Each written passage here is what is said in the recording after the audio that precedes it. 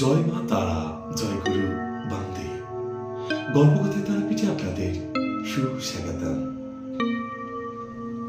চলুন বন্ধুরা, তবে আপনাদের ঘুরিয়ানি মহাপীঠ তারাপীঠ থেকে আর গল্প করতে করতে জানিয়ে দিই আগামী পৌষ মাসের অমাবস্যার সময়সূচি এবং গুরুত্ব। 30 ডিসেম্বর সোমবার ভোর 4:01 শুরু হচ্ছে অমাবস্যা।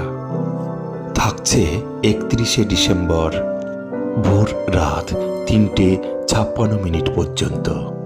যেহেতু এই অমাবস্যা সোমবার পড়েছে, তাই এই অমাবস্যাকে সোমাবতী অমাবস্যাও বলা হচ্ছে।